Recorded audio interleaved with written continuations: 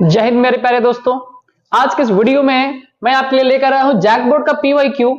और ये जो पीवाईक्यू है हमारा, जो प्रीवियस ईयर क्वेश्चन है हमारा, ये है करंट इलेक्ट्रिसिटी से, यानी जो हमारा यूनिट नंबर 2 है क्लास 12 के फिजिक्स का। मैं उससे आपके लिए आज पीवाईक्यू लेकर आया हूं और आज मैं आपको इसमें दिखाने वाला हूं कि कितने क्वेश्चन जो है प्रीवियस 4-5 सालों में इस चैप्टर से पूछे गए हैं। तो आइए इसी कड़ी में हम स्टार्ट करते हैं आज का पहला सवाल, टाइम को बचाते हुए, क्योंकि आपके एग्जाम के लिए बहुत कम टाइम बचा हुआ है। हम स्टार्ट करते हैं। पहला क्वेश्चन जो आपके सामने दिख रहा है बाबू, ये है 2018 में जैक बोर्ड के 2018 में पूछा गया एक सवाल था जो कि करंट इलेक्ट्रिसिटी से पूछा गया है। तो इसमें पूछ रहा है कि सर 1 किलोवाट आवर जो है किसके बराबर है, 1 किलोवाट आवर इनमें से किसके बराबर है। अगर आप इसके नाम को समझें, अगर आप इसके हेडिंग को समझें, इस टर्म को समझें, तो कह रहा है किलोवाट आवर। किलो मतलब होता है 1000, चाहे वो किलोग्राम में हो, ग्राम में चेंज करना हो। किलो एक प्रीफिक्स है जिसमें हम 1000 से मल्टीप्लाई कर लेते हैं, ठीक है। और उसके बाद कह रहा है सर आवर। तो अगर हम आवर देखेंगे तो 1 आवर जो है आपका वो लगभग कितना, तो 3600 के बराबर होता है उसको सेकंड में कन्वर्ट करेंगे तो ये आपका 1000 से किए किलो के लिए और आवर से कन्वर्ट करने के लिए सेकंड में 3600 से मल्टीप्लाई किए, जिसको आप लिखोगे बाबू तो 36 इंटू 10 टू द पावर 3 0 और 2 कितना हो जाएगा 5। अगर इसको हम 3.6 लिखेंगे तो 10 का पावर कितना हो जाएगा 6 और ये हो गया हमारा joule. 3.6 into 10 to the power 6, 3.6 into 10 to the power 6 joule, हमारा ऑप्शन नंबर ए सही हो गया। यानी किलोवाट आवर को अगर हम जूल में कन्वर्ट करते हैं वो हमारा 3.6 into 10 to the power 6 joule के बराबर होगा। इस वैल्यू को आप याद भी रख सकते हैं, ठीक है। आगे बढ़ते हैं नेक्स्ट क्वेश्चन नंबर 2 की तरफ। जैक बोर्ड पीवाईक्यू का दूसरा सवाल है जो कि हमारे जैक बोर्ड एग्जाम में 2020 में पूछा गया क्वेश्चन था। इससे पहले मैंने एक और वीडियो अपलोड किया है, आप इस चैनल पे देख सकते हैं, जिसमें मैंने इलेक्ट्रोस्टैटिक्स से पूछे गए कुल 20 सवालों को एक्सप्लेन किया है जो पिछले 5-7 सालों में पूछे गए क्वेश्चन है। तो आप एमसीक्यू के लिए अगर ये पूरा सीरीज वीडियो देख लेते हैं, थोड़ा लेट हो गया इसके लिए हम आपसे माफी चाहेंगे। जो पार्ट इसका जो सेकंड वीडियो है उसको लाने में, इस वीडियो को लाने में, क्योंकि फर्स्ट वीडियो के बाद काफी अंतराल हो गया है, लेकिन अब मैं प्रयास करूंगा कि आपको डेली मिल जाए, जल्दी से 2-4 दिनों में सारा वीडियो आपको मिल जाए, सारे ही चैप्टर्स का, सारे ही यूनिट का, यूनिट वाइज आपको क्वेश्चन कराने वाले हैं। सेकंड क्वेश्चन कह रहा है 2020 का पूछा हुआ क्वेश्चन है sir, a uniform wire of resistance 16 ओम। एक हमारा मान लो ये वायर है, ठीक है, और पूरे वायर का रेसिस्टेंस है 16 ओम, 16 ओम रेसिस्टेंस है। Cut into 4 equal parts. हम क्या कर रहे हैं इसको ना 1 2 3 4 बराबर भागों में बांट दिए। अब सोचो जब इसको 4 बराबर भाग में बांटेंगे तो जाहिर सी बात है कि इसका लेंथ डिक्रीज करेगा। जब लेंथ डिक्रीज करेगा तो रेसिस्टेंस भी डिक्रीज करेगा साथ साथ, क्योंकि रेसिस्टेंस जो है लेंथ पे डायरेक्टली प्रोपोर्शनल होता है। तो हर पार्ट का हो गया 4 ओम, इसका भी 4 ओम, इसका भी 4 ओम, इसका भी हो गया 4 ओम।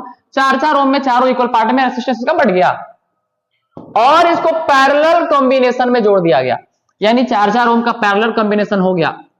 तो पैरेलल कॉम्बिनेशन का इक्विवेलेंट रेसिस्टेंस निकालने का जो हम लोग फॉर्मूला जानते हैं वो क्या होता है, 1/R इक्वल कितना होता है sir, 1/R1 plus 1/R2 plus 1/R3 और प्लस कितना 1/R4। तो ना 1/R1 R2 R3 R4 सब कितना है 4 है। 1/4 1/4 1/4 1/4 इसको सॉल्व करेंगे हम लोग तो इसका एलसीएम नीचे कितना आ जाएगा 4, ऊपर 1 1 1 1 कितना आ जाएगा 4, 4/4 कैंसिल हो कितना आ गया 1 ओम। इक्विवेलेंट रेसिस्टेंस का कितना हो जाएगा 1 ओम। यानी नेक्स्ट क्वेश्चन जो है हमारा जो 2020 में पूछा गया क्वेश्चन था सर, इसका भी आंसर कितना हो जाएगा 1 ओम। क्लियर हो गया बाबू, देख लीजिए, बढ़िया समझ लीजिए। क्योंकि पैरेलल कॉम्बिनेशन था तो पैरेलल कॉम्बिनेशन ऑफ रेसिस्टेंस के ये फॉर्मूला हम लोग यूज करते हुए और इसको आराम से सॉल्व कर लिए, ठीक है। बहुत टफ क्वेश्चन है नहीं, ज्यादा टाइम लगाना नहीं इसमें हम लोगों को। नेक्स्ट क्वेश्चन कह रहा है, क्वेश्चन नंबर 3 क्या कह रहा है सर, 2022 के जैक बोर्ड एग्जाम में पूछा गया क्वेश्चन है सर, 2022 का क्वेश्चन है। क्वेश्चन क्या कह रहा है, क्वेश्चन कह रहा है, देखेंगे आप 2022 का पूछा हुआ क्वेश्चन है। क्वेश्चन कह रहा है when an electric dipole is placed in uniform electric field. जब एक इलेक्ट्रिक डाइपोल को यूनिफॉर्म इलेक्ट्रिक फील्ड में रखा जाता है तो उसके ऊपर क्या होता है। तो आपको बता दें जब यूनिफॉर्म इलेक्ट्रिक फील्ड में हम डाइपोल को रखेंगे तो डाइपोल का मतलब होता है 2 चार्ज, ठीक है, 2 चार्ज है डाइपोल का मतलब, और दोनों ही चार्ज पे फोर्स लगेगा, इक्वल मैग्नीट्यूड का फोर्स लगेगा, लेकिन डायरेक्शन उसका अपोजिट होगा। और जब इक्वल मैग्नीट्यूड होता है, डायरेक्शन अपोजिट होता है, तो उस फोर्स को हम लोग फोर्स नहीं बल्कि couple of force, pair of force बोलते हैं, और उसका नाम है टॉर्क, यानी उसको टॉर्क कहा जाता है। उस कपल ऑफ फोर्स को, उस पेयर ऑफ फोर्स को, उस बल युग्म को, उस बल के जोड़ा को हम लोग टॉर्क कहते हैं। क्लियर है यहां तक बात? आगे बढ़ते हैं। इसका आंसर हो गया बी टॉर्क। टॉर्क को हिंदी में कहते हैं सर बल आघूर्ण, इसको हम लोग कहते हैं बल आघूर्ण, यानी उसके ऊपर बल आघूर्ण लगेगा। ठीक है, इस बात को समझेंगे। हिंदी मीडियम के बच्चों को बता दें, जो हमारे प्यारे बच्चे हिंदी मीडियम के हैं, अगर उनको पहला दूसरा सवाल में कोई समस्या होगा तो ये आपका क्वेश्चन सिंपल है। हिंदी इंग्लिश में आपको किलोवाट आवर ही लिखा हुआ मिलेगा, कोई दिक्कत नहीं था।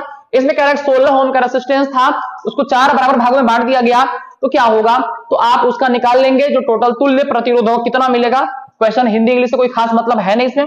थर्ड क्वेश्चन आपको समझा दिए कि जब एक द्विध्रुव को एक समान विद्युतीय क्षेत्र में रखा जाता है, यूनिफॉर्म इलेक्ट्रिक फील्ड में रखा जाता है, तो उसके ऊपर लगने वाला टॉर्क, लगने वाला फोर्स को क्या कहते हैं, ये क्वेश्चन था। अगला सवाल क्वेश्चन नंबर 4 है बाबू, हिंदी मीडियम इंग्लिश मीडियम दोनों बच्चे सुनेंगे हमारे प्यारे बच्चे। क्वेश्चन क्या कह रहा है, क्वेश्चन कह रहा है सर ना कि बताइए कि ओम्स लॉ आपका वैलिड कब होता है, जब टेम्परेचर ऑफ कंडक्टर कैसा हो। तो आप लोगों ने पढ़ा है ओम्स लॉ जो है वो होता है V प्रोपोर्शनल टू I। क्या पढ़े सर, V प्रोपोर्शनल टू होता है हमारा I, और ऐसा कब होता है, जब other physical quantities remains constant, जब हमारे बाकी फिजिकल क्वांटिटीज कांस्टेंट होते हैं और उसके फिजिकल क्वांटिटी में हमारा तापमान यानी टेम्परेचर भी आता है, तो ये भी क्या होना चाहिए, कांस्टेंट होना चाहिए। ये आपका जैक बोर्ड के 2022 में पूछा हुआ क्वेश्चन है। ठीक है, तो हम लोग क्या समझे, ओम्स लॉ कब वैलिड है, जब उसके अदर फिजिकल क्वांटिटीज कांस्टेंट होते हैं। ठीक है, क्लियर हो गया सर। नेक्स्ट क्वेश्चन नंबर 5 में आते हैं सर।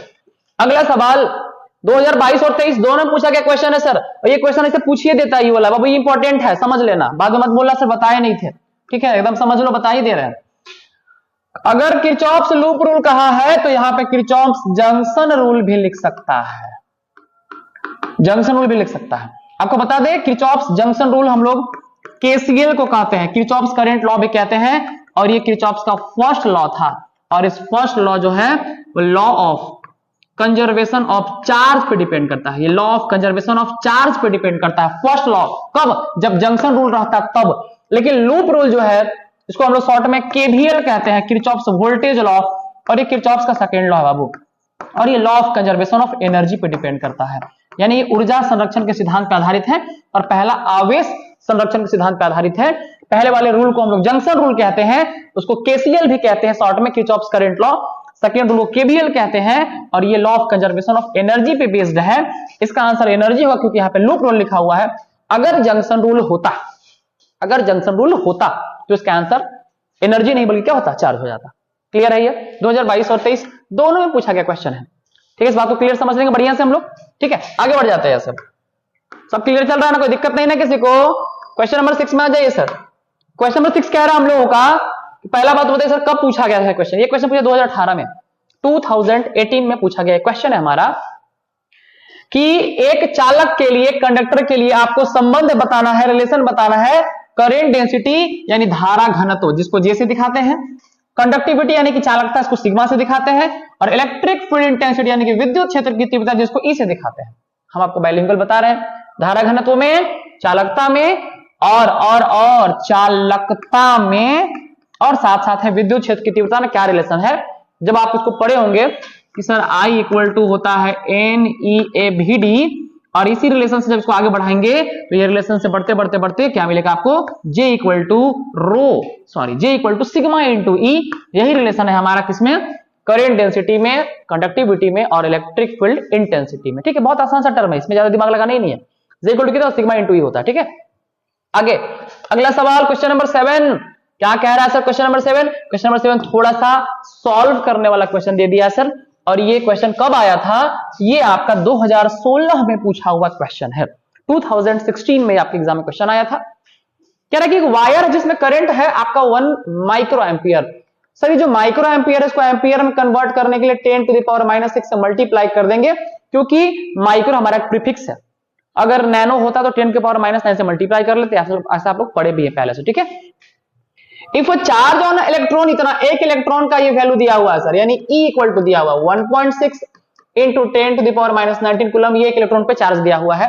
तो आपको बताना नंबर ऑफ इलेक्ट्रॉन कितने होंगे, यानी N इक्वल टू क्या होगा। आप जानते हो I इक्वल टू जो करंट होता है उसका फॉर्मूला होता है Q by T. I equal to Q by T यानी कि current equal to charge upon time. I की जगह पे दिया हुआ कितना हमारा, ये 10 to the power -6 equal to Q equal to आप पढ़े हैं क्वांटाइजेशन ऑफ चार्ज में NE होता है, और बाई टी मतलब टाइम, लेकिन कह रहा पर सेकेंड, तो 1 सेकेंड में कितना हो जाएगा। यहां से इसको सॉल्व कर लेंगे, यहां सॉल्व कर देता हूं, ठीक है, बगल में देखना 10 to the power -6 equal to Ne, अभी तो 1 खत्म हो चुका है, Ne में n नहीं पता, और E मतलब इलेक्ट्रॉन का चार्ज, इलेक्ट्रॉन का वैल्यू दिया हुआ 1.6 इंटू 10 टू द पावर कितना -19, ठीक है, इसी को सॉल्व कर लेना सर। तो 10 टू द पावर -6 तो पहले से ही है, ये मल्टीप्लाई में कहा जाए डिवाइड में, यानी 1.6 इंटू 10 का पावर -19 और इक्वल टू कितना हो गया n। तो सॉल्व कर लेते हैं सर। अब यहां से n इक्वल टू कितना मिलेगा, डेसिमल हटेगा सर, यहां पे ना 0 बैठ जाएगा, ऊपर हो गया 10 टू द पावर -5 और ये हो जाएगा, ये -90 ऊपर हो जाएगा +19 और इधर ना बाई कितना बच गया 16, इसको ना ऐसे हम कर देते हैं 1/16, ठीक है।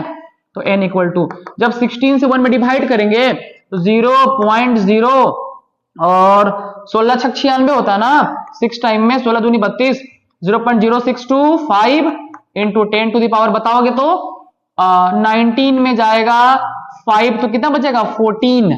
तो ऐसा ऑप्शन है, ये देखते हैं 0.625 19 पावर नहीं होगा, 0.625 और 10 टू द पावर 13 है, तो जब ये यहां से यहां घसकेगा तो 0.625 जब होगा तो 10 का पावर 14 से कितना हो जाएगा 13, तो ये आपका आंसर हो जाएगा, ये हो जाएगा 0.625 इंटू 10 टू द पावर 13। जब इसको आप इजिली कैलकुलेट करोगे I equal to Q by T, Q का वैल्यू कितना Ne, ये हम लोग पढ़े थे आवेश क्वांटीकरण क्वांटाइजेशन में, और यहां से इसको इजिली कैलकुलेट किया जा सकता है, ठीक है।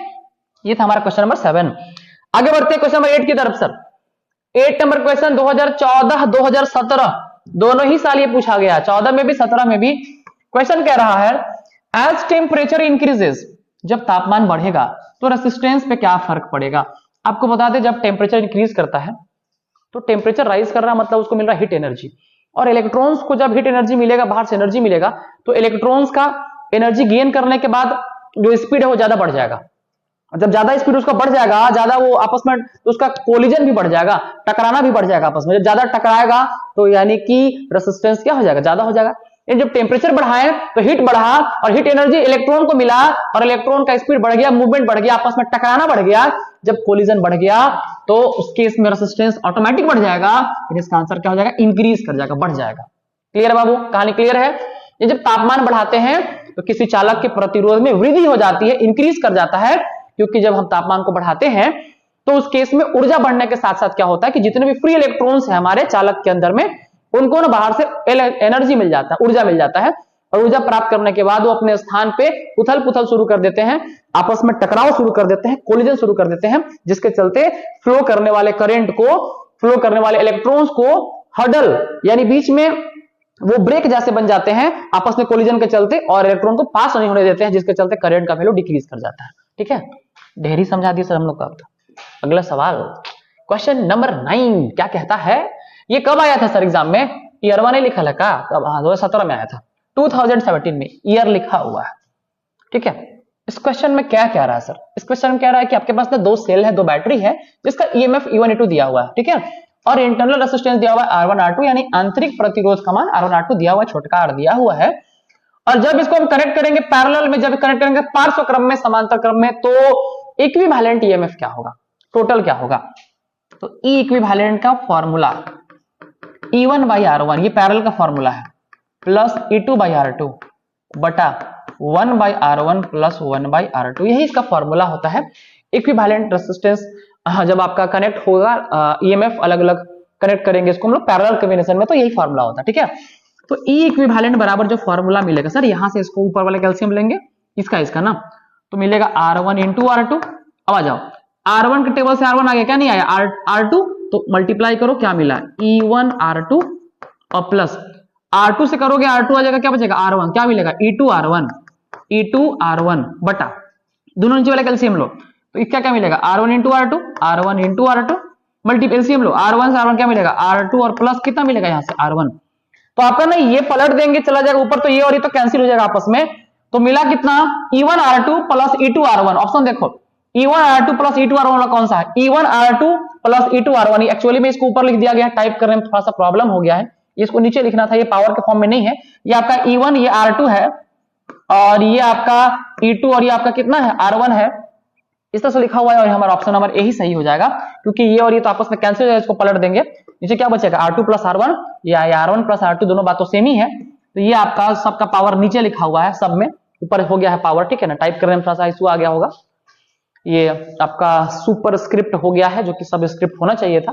तो ये आपका आंसर आ गया ए। सर आया कैसे इसका आंसर, इस फॉर्मूला का यूज किए हैं, इसका आंसर आ गया, ठीक है। तो फॉर्मूला आपका सामने है सर, ये फॉर्मूला किसका, ये फॉर्मूला है जब पैरेलल कॉम्बिनेशन होता है बैटरीज का, तो इसका ये फॉर्मूला होता है, ठीक है। आगे बढ़ते हैं क्वेश्चन नंबर 9 के बाद क्वेश्चन नंबर 10 की तरफ।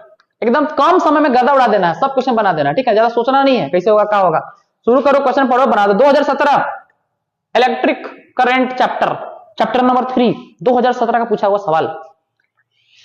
An electron having charge E and mass m, एक इलेक्ट्रॉन है जिसका चार्ज E है, मास m है, और वो यूनिफॉर्म इलेक्ट्रिक फील्ड E में एक समान विद्युतीय क्षेत्र में मूवमेंट कर रहा है, मूव कर रहा है। तो बताना है कि वो एक्सेलरेट जो करेगा उसका एक्सेलरेशन कितना होगा। तो उसका जो एक्सेलरेशन होगा F इक्वल टू होता कितना है, बेसिकली देखा जाए तो F इक्वल टू हम लोग जानते हैं ma होता है।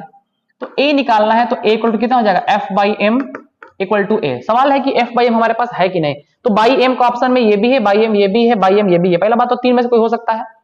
F equal to electric field का फॉर्मूला होता है Q इंटू ई बटा m, ठीक है ना, Q इंटू ई बटा m होता है।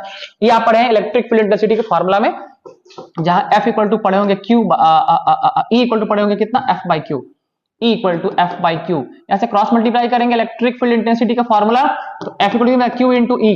लेकिन हमारा कह रहा है कि जो Q मतलब चार्ज है वो इलेक्ट्रॉन के लिए है, तो Q की जगह पर क्या हो जाएगा E, तो माइनस E बाई कितना हो जाएगा M इक्वल टू कितना हो गया A, ये छोटा वाला E इंटू E, और ये ऑप्शन नंबर सी हमारा इसका सही आंसर हो जाएगा, ठीक है। Option number C E by M। Sir ये छोटा वाला E कैसे हो जाएगा, तो Q के जगह पर हो गया, जो चार्ज है हमारा वो इलेक्ट्रॉन का चार्ज है, इलेक्ट्रॉन की जगह पर E दिखा दिया गया, E बड़ा E किसके लिए, इसी फॉर्मूला से इसको हम यहां तक पहुंचाए हैं, ठीक है। क्लियर है यहां तक बात बाबू। अपने व्यूअर्स को बता दे, जो भी प्यारे बच्चे हमको देख रहे हैं, अगर वो डाल्टनगंज सिटी के हैं, अगर वो झारखंड से हमको देख रहे हैं, डाल्टनगंज से देख रहे हैं, पलामू से देख रहे हैं, गढ़वा से देख रहे हैं, लातेहार से देख रहे हैं, पांकी से देख रहे हैं, पड़वा मोड़ से देख रहे हैं, लिसलीगंज से देख रहे हैं, तरसी से देख रहे हैं, जितना आपको सिटी का नाम याद है अगल बगल बता दिया आपको। तो आपको बता दें कि डाल्टनगंज में हम लोगों का जो इंस्टीट्यूट चलता है हमारा, उसका नाम है द एकेडमिक गुरु, एकेडमिक गुरु, जिसको हम लोग टैग कहते हैं, टैग TAG, T यहां से, A यहां से और G यहां से, जो हमारा टैग है उसका ऑफलाइन बैच क्लास 12 का स्टार्ट हो चुका है, ठीक है। और जो ऑफलाइन बैच है हम लोगों का बाबू, वो ऑफलाइन बैच स्टार्ट हो चुका है। एक बैच स्टार्ट हुआ था 6 फरवरी से, और दूसरा बैच हम लोगों का जो स्टार्ट होगा वो है 11th ऑफ फरवरी या 10th फरवरी से। तो हम लोग आपको बता दें कि हमारा ऑलरेडी 3 बैच जो स्टार्ट हुआ था, तीनों ही ब्रांच पे एक बैच वो फुल हो चुका है, जिसमें एडमिशन में कुछ सीट बाकी, किसी ब्रांच पे 7 सीट, किसी ब्रांच पे 8 सीट बाकी है। लगभग एक बैच कंप्लीटली फुल हो चुका है। तो जो बच्चे अभी तक इनरोल नहीं हो पाए हैं, जो क्लास हमसे ऑफलाइन करना चाहते हैं, वो हमारे बहुत ही शानदार टीम है और आपको बहुत बढ़िया से तैयारी कराएंगे। हम आपको इस बार बहुत सारा नया फीचर्स ऐड किए अपने इंस्टीट्यूट में, जिससे आपका इंप्रूवमेंट और बढ़िया हो सके और आपको बाहर जाकर तैयारी करने की जरूरत ना पड़े। तो बाकी बातचीत हम लोग ऑफलाइन क्लास में भी करेंगे, जिसमें मैं आपको बताऊंगा कि कैसे पढ़ना है आगे, ठीक है, और कैसे हम लोग आगे तैयारी करके बहुत बढ़िया कर सकते हैं। तो बहुत ज्यादा बात हम आपको यहाँ पे नहीं बताएंगे सर क्या होगा, कैसे होगा, क्या है। बस ये समझिए कि पढ़ाई जो भी होगा आपका, वो पूरे सिटी का सबसे टॉप पढ़ाई मिलेगा आपको। पढ़ाई में कोई समस्या आपको नहीं होने वाला है। बाकी जितने भी हैं मूलभूत सुविधाएं वो हम आपको अवेलेबल कराएंगे। हमारे यहाँ बहुत ज्यादा व्यवस्था नहीं है, हमारा बहुत बड़ा बिल्डिंग नहीं है हमारे इंस्टीट्यूट का। नॉर्मल क्लासरूम आपको मिलेगा, लेकिन पढ़ाई आपको बेटर मिलेगा, ठीक है। आगे बढ़े यहां से ना, ये क्वेश्चन हो गया क्या, नहीं हुआ है ना, चलो ठीक है। तो आप इस बात पे ध्यान देंगे, छोटा सा मैंने आपको जो बताया, हमारा इंस्टीट्यूट का ऑफलाइन बैच स्टार्ट हो चुका है तीनों ही ब्रांच पे। और अगर कोई बच्चे, प्यारे बच्चे होंगे जो क्लास करना चाहते होंगे, मैं आपको अपना मोबाइल नंबर यहाँ पे लिख देता हूँ 8789251502। इस पे आप कॉल करके हमसे बात कर सकते हैं डायरेक्ट। और मैं आप जो भी हमसे पूछना चाहते हैं सर क्लासेस किस ब्रांच पे कहाँ कैसे कैसे अरेंज होंगे, सारे क्लासेस शेड्यूल्ड बच्चों को मिल चुके हैं ऑफलाइन क्लासेस के लिए। और सारा सर फी क्या होगा, क्या टाइमिंग होगा, ये सारा बात आप कॉल करके हमसे पूछ सकते हैं, मैं आपको सारा डिटेल्स बता दूंगा, ठीक है। चलिए, कह रहा है यहाँ पे आगे एक चार्ज पार्टिकल है सर, और उसका ना ड्रिफ्ट वेलोसिटी जो है ना वो इतना दिया हुआ है। ड्रिफ्ट वेलोसिटी को दिखाते हैं हम लोग VD से, जिसको हम लोग हिंदी में अपवाह वेग, अनुगमन वेग, संवहन वेग भी कहते हैं। और इलेक्ट्रिक फील्ड जो है, इतना इलेक्ट्रिक फील्ड दिया हुआ है, तो मोबिलिटी क्या होगा, मोबिलिटी दिखाते हैं म्यू से, गतिशीलता कहते हैं इसको। म्यू बराबर होता है सर VD बटा E, VD बटा E। तो म्यू बराबर VD का वैल्यू है सर कितना, इतना 4.2 into 10 to the power -4 by upon कितना सर, ये E है sir 2.1 into 10 to the power कितना -10।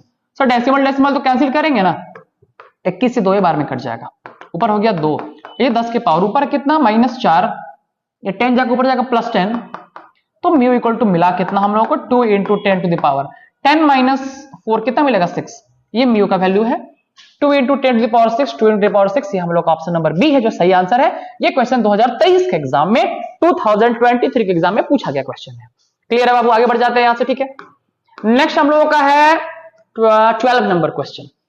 12 नंबर क्वेश्चन कहता है if the temperature of conductor increases, अगर हम किसी कंडक्टर का तापमान बढ़ा दें, टेम्परेचर इंक्रीज कर देना, तो उसके कंडक्टिविटी पे क्या फर्क पड़ेगा, कंडक्टिविटी पे, not resistivity but conductivity. Resistivity पे क्या फर्क पड़ेगा सर, अगर यहां कंडक्टिविटी ना हो और रेसिस्टिविटी हो तो क्या फर्क पड़ेगा, पहले ये बता दीजिए आप। आपको बता दें कि जिस तरह से तापमान बढ़ने से रेसिस्टेंस बढ़ता है, उसी तरह से तापमान बढ़ने से रेसिस्टिविटी भी बढ़ जाता है, ठीक है। और क्योंकि जो कंडक्टिविटी है वो 1 रेसिस्टिविटी के बराबर होता है, रेसिप्रोकल होता है, तो टेम्परेचर बढ़ाने से रेसिस्टिविटी बढ़ जाता, लेकिन यहां रेसिस्टिविटी पूछा ही नहीं है, पूछा कंडक्टिविटी क्या होगा, तो कंडक्टिविटी घट जाएगा, क्योंकि ये और ये आपस में रेसिप्रोकल होते हैं, तो इसका आंसर क्या हो जाएगा, डिक्रीज। इसका जो कंडक्टिविटी वो डिक्रीज करेगा, अगर रेसिस्टिविटी होता तो इंक्रीज करता, ठीक है। ऑप्शन ए होता कब, जब रेसिस्टिविटी होता, कंडक्टिविटी क्या होगा, इसका डिक्रीज करेगा, ध्यान रखिए इस बात को, ठीक है। आगे अभी इंक्रीजेस डिक्रीज भी देख लीजिएगा, कभी घटना कभी बढ़ना दोनों पूछ सकता है, क्वेश्चन चेंज भी कर सकता है। ये 15 और 17 में 2015 2017 में पूछा हुआ क्वेश्चन है 2 बार। अगला सवाल है क्वेश्चन नंबर 13, क्या कहता है सर, कह रहा है कि एक इक्विवेलेंट जो है और 1 इलेक्ट्रॉन वोल्ट किसके बराबर है, 1 इलेक्ट्रॉन वोल्ट किसके बराबर है। ये एग्जैक्ट वैल्यू आपको याद रखने वाला वैल्यू है कि 1 इलेक्ट्रॉन वोल्ट जो होता है 1.6 into 10 to the power -19 joule के बराबर होता है। 2015 का सवाल है, इसका आंसर हो जाएगा सी, बहुत ही आसान सा सवाल, ठीक है। देख लीजिए सर, ऐसा इतना आसान सवाल पूछेगा तो हम लोग एग्जाम में सर सारा ही क्वेश्चन बना के आ जाएंगे, सारा आपको बना ही देना है। क्वेश्चन नंबर 14 कह रहा है in a Wheatstone bridge if the battery and galvanometer are interchanged, एक वेटस्टोन सेतु में जब हम बैटरी को और गैल्वेनोमीटर को इंटरचेंज करेंगे, बदल देंगे सर, तो क्या फर्क पड़ेगा, then the deflection of galvanometer, तो उसका डिफ्लेक्शन कैसा होगा। आपको बता दें कि एक वेटस्टोन ब्रिज जो होता है बेसिकली, उस वेटस्टोन ब्रिज में हमारा ना एक रेसिस्टर यहां, एक यहां, एक यहां और एक यहां, मतलब आर्म्स ऑफ क्वाड्रिलेटरल, चतुर्भुज के 4 भुजाओं के समान जो है रेसिस्टेंस को उसमें जोड़ा जाता है, और बीच में एक गैल्वेनोमीटर होता है। अगर ये P है, ये Q है, ये R है और ये S है, तो इसका जो बैलेंस कंडीशन कहलाता है वो कहलाता है P/Q = R/S। ये गैल्वेनोमीटर है और इसको मान लीजिए इसे कहीं बैटरी से कनेक्ट कर दिया, तो बैटरी को अगर हम यहां लगा दें इसके जगह पर, जैसा क्वेश्चन कह रहा है, और यहां लगा दें गैल्वेनोमीटर को, तो क्या फर्क पड़ेगा। आपको बता दें कि अगर ऐसा इसको इंटरचेंज कर भी देते हैं तो इसके बैलेंस कंडीशन में कोई फर्क नहीं पड़ेगा, और जब बैलेंस कंडीशन में फर्क नहीं पड़ेगा तो इसका आंसर क्या हो जाएगा, नॉट चेंज, कोई बदलाव नहीं होने वाला है, डिफ्लेक्शन पे कोई फर्क नहीं पड़ने वाला है। इस बात को आप ध्यान रखिएगा, इसका आंसर क्या हो जाएगा, नॉट चेंज, ठीक है। इंटरचेंज करने के बाद भी कोई फर्क नहीं पड़ेगा। जैक बोर्ड के 2024 से पूछा क्वेश्चन है, यानी इसको कह सकते हैं कि ये बिल्कुल प्रीवियस ईयर पूछा क्वेश्चन है। ये था क्वेश्चन नंबर 14 आपका, ध्यान देंगे बाबू। अगला सवाल है क्वेश्चन नंबर 15, 15 नंबर सवाल है, आखिरी सवाल है जो मैं आपको करा रहा हूं। ये भी पिछला साल पूछा गया, 2024 का क्वेश्चन है। 2 कॉपर वायर है, लेंथ है L एंड कितना 12, और रेडियस है इसका कितना कितना R और 2R। तो बताइए कि इसका स्पेसिफिक रेसिस्टेंस जो है वो क्या होगा। आपको बता दें स्पेसिफिक रेसिस्टेंस जो होता है वो मटेरियल पे डिपेंड करता है, वो पदार्थ के नेचर पे डिपेंड करता है, किस तरह का नेचर है। और आपको बता दें कि वो ना तो लेंथ पे डिपेंड करता है ना रेडियस पे डिपेंड करता है, वो डिपेंड करता है नेचर ऑफ मटेरियल पे। और दोनों ही कॉपर वायर है, इन्हें दोनों का जो है नेचर सेम है, मटेरियल सेम है, इसलिए इसका आंसर कितना हो जाएगा 1:1। इन रेडियस से और उसके लेंथ से कोई फर्क नहीं पड़ने वाला है। तो ये था आपका 2025 एग्जाम में पूछे जाने वाला कुछ इंपॉर्टेंट क्वेश्चन, जिसको हम PYQ के रूप में आपको करा दिए हैं। आप इस तरह के क्वेश्चंस का तैयारी इस चैप्टर से कर सकते हैं। ये वीडियो आपके लिए बहुत कारगर हो सकता है। आप इस वीडियो को अगर आपको पसंद आया होगा तो अपने दोस्तों को जरूर शेयर करेंगे। फिर मिलेंगे अगले धमाकेदार वीडियो के साथ। जय हिंद, जय भारत।